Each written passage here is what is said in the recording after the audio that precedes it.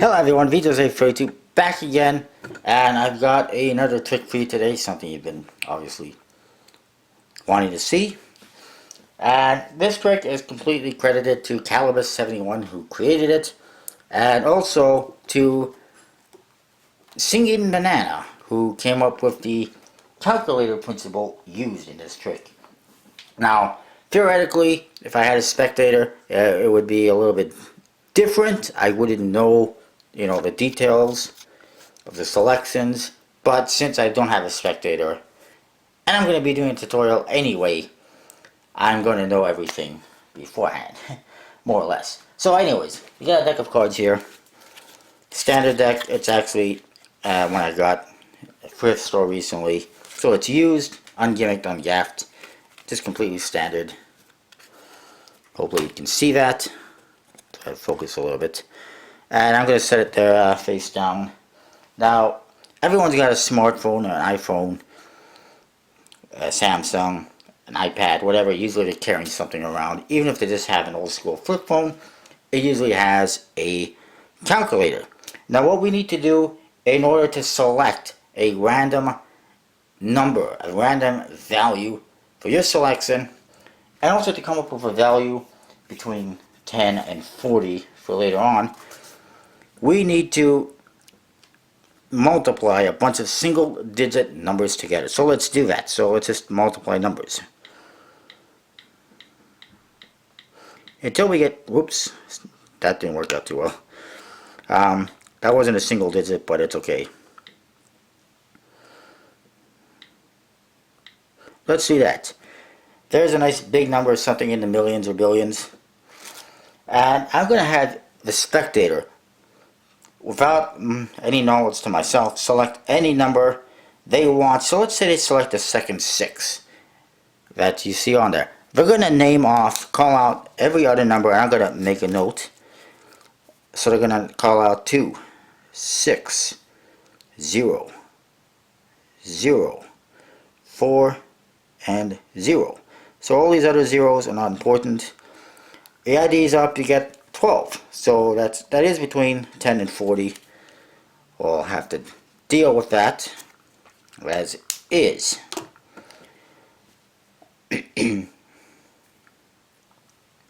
And they're remembering a number that they've selected. And now we're going to determine a suit. They have a value in their head. Now we need to determine a suit. And what I'm going to do is I am going to use my fingers and name out a suit for every finger. And when we get to whatever value you're thinking of, you're going to remember that suit. So clubs, hearts, spades, diamonds, spades, clubs, hearts, diamonds, spades, clubs. You got a suit? You got a value? Excellent. So you're thinking of a value. You're thinking of a suit. We also came up with the number 12. The number 12 was completely random, based on random numbers that were multiplied into a calculator and based on whatever number you selected that was eliminated. So you chose a 6, the other numbers left were 2, 6, 4, that adds up to 12. You're thinking of, like I said, a value and a suit for the first time. Actually, let's deal with cards first. I want you to take the cards, deal them one at a time. 1, 2, 3, 4, 5, 6, 7, 8, 9, 10. Stop. The very next card is the 12th card. This is 11. The very next one will be 12. For the very first time, name the value and the suit you were thinking of. 6 of clubs, 11, 12. 6 of clubs. Now, how did that work? You might want to know. Well, let's do a tutorial. First of all, there is a setup which I will put in the description below. But basically, there it is. It's a completely set up deck. It's a stack. And you know what? I'll just put it in the description below. It's a stacked deck. Now, what we did first of all is I did pull out the deck. I did casually display it so that you can see that it is actually mixed up and normal. But while it does look like it is mixed up, it is in a stack. So then we start off the trick, and we use the calculator. I'll erase that. And we just multiplied a bunch of random single digits until we got a random number. Oops.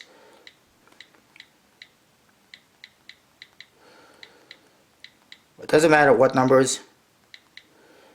And then we come up with a random 7 or 8 digit number, 9 digit number, whatever. Here we go. We got a big number. We'll go with that. Now, I would not know what numbers the spectator would have. I would not know what number they selected. But of course, in the performance, since I didn't have the spectator, I had to select a number, that being 6, so I automatically knew the value of their selection. Whatever number they select will be the value of their selection. So let's say they select, my video stopped recording for a minute. Let's say they select the number 3. So we'll get them to call out the rest of the numbers, 6, 1, 4, 1, 1, 2. I've already written them down on my note paper. And what we're going to do is we're going to add them up. 6 and 4 is 10, 11, 12, 13, 14, 15. There's our value. We want something between 10 and 40 so that it's, nice and deep in the deck. It's not at the very top or anything like that. One thing I didn't mention is a little subtlety, and that is when I take the cards and I display them, I say I'm going to set them face down, but I actually set them face up, and I just completely keep going. Why? It's a little subtlety. Here's the reason why. Depending on what card is selected, you either have to deal from a face up deck or a face down deck. If you set the cards like this, and then you need to deal from the face up deck, it's pretty weird to get the spectator, to tell the spectator, okay, I want you to take the cards and flip them face up. And then deal. That's pretty weird and kind of suspicious looking. So, instead, you leave the cards face up while saying you're going to put them face down. And that way, if you do need to deal from this side of the deck, it is deal. If it needs to be dealt from the other side of the deck, you say, okay, I want you to take the cards and turn them face down, and then deal. So it's a little subtlety, but it makes perfect sense. So we got a total of 15. They're thinking of the number 3. How do we determine the suit? Here we go. What you're going to do is remember the multiples of 9. 18, 27, 36, 45. Anything below 18 is a club. Anything between 18 and 27 is going to be a heart. Between 27 and 36 is going to be a spade. And between 36 and 45 is going to be a diamond. So chased, hearts, spades, diamonds. Sorry, chased. Clubs, hearts, spades, diamonds. Chased. You're using the chased order. So just remember the multiple of 9.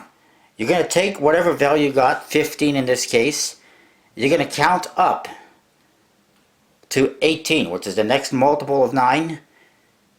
16, 17, 18. That tells me automatically their value of the card is 3, because that is the difference between this total and the multiple of 9, which is 18. If it was 20, you would count up to 28, or 27, sorry, which would make it a value of 7. If it was 32, you would count up to 36. If it was something like 38 or 39, you would count up to 45, and that would give you the value. The value will always be something between 1 and 9, aka an ace and a 9. There would never be a 10, and there would never be a picture card or a joker, just to be clear on that. So we know the value now, because we went from 15 to 18, is 3. How do we determine the suit? We just did that. If it's 18 or less, it's a club. There's a couple of exceptions, we'll get to in a bit, but if it's anywhere between 18, it's going to be a club, below 18. Anything up to 27 would be a heart. Basically anything below 18 would be a club. Anything in the 20s, well up to 27 would be a heart. Anything 28 to 36 would be a spade, and then anything from 37 to 45 would be a diamond. So there you go. It's very simple. As soon as you know what multiple 9 it is, you know what the suit is, and you've determined what the value is. All you have to do is force the suit on it. Now that you know what the value is, all you got to do is make sure the suit ends up on that value. So I tell a spectator what we're going to do. And all I have to do, knowing that it's a club and it's a free, is I have to do spades, diamonds, clubs. I'm not trying to give you the middle finger, but clubs. The number 3. If you're going to remember that card, and you go through the rest, diamonds, spades, clubs, hearts, spades, diamonds, clubs, whatever. If they're remembering their value is 3 and they're remembering club, and you know what the card is, they know what the card is, and then we proceed. We got the value of 15. Now here's a couple of things you have to keep in mind as well. If the card is an even number, you will deal from a face-up deck. Since this one is an odd number, you're going to get the spectator to turn the cards face down, and they're going to deal from the face-down deck. Now, for a face-down deck, it's nice to have them turn the cards like this, so they can actually see that they are mixed up and random. So let's do that. 15. 1, 2, 3, 4, 5, 6, 7, 8, 9, 10, 11, 12, 13, 14, and then what you can do is you can do a little mentalism, read their mind and predict what the card is. You can write a prediction beforehand, or you can just get them to name the card. They're going to name the card free and club. Lo and behold, free of clubs. It's a brilliant trick that works out. It's mathematical, obviously self-working. I love it. But there is a couple of things to keep in mind. First of all, like I said, it will never be a 10 or a picture card. You always want to remember, number 1, always count up from the random total of, like this one was 15. That should be a random total between 10 and 40 to the next multiple of 9, and that will just help you decipher what the random thought of value is every time. Number 2, you force the suit based on one of 4 potential multiples of 9. Like I mentioned, these are the key numbers. 18 is clubs, 27 hearts, 36 spades, 45 diamonds. You didn't deal or reveal the selected even card values counting from a face-up deck, odd number ones from a face-down deck. There's 2 exceptions. The 8 of spades, which is in the 28th position and is an even number, and the 9 of diamonds, which is in the 36th position, must be dealt from the opposite ends. So the 8 of spades will be dealt from the odd face-down pile, and the 9 of diamonds will be dealt from the even face-up side. Just a couple of minor things.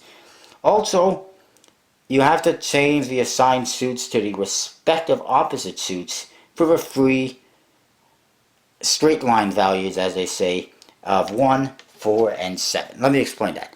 If a spectator selects a 1, a 4, or a 7, you have to change the suit from what it would be to the opposite suit.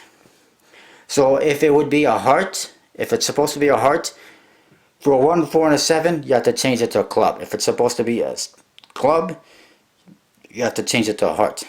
If it's supposed to be a spade, you need to change it to a diamond, and if it's supposed to be a diamond, you need to change it to a spade. Always those 2 pairs.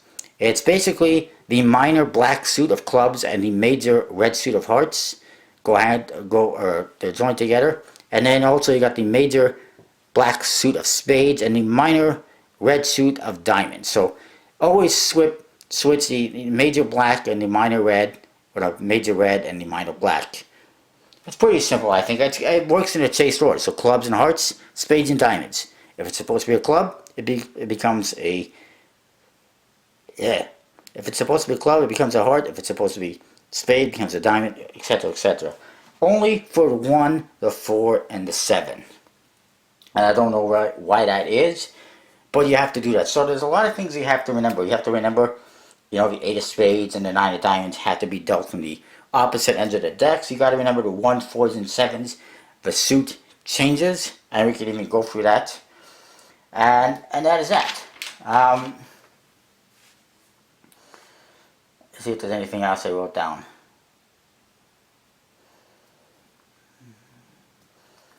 And it's pretty simple. When you're writing down the number, you can secretly count up to the next multiple of 9.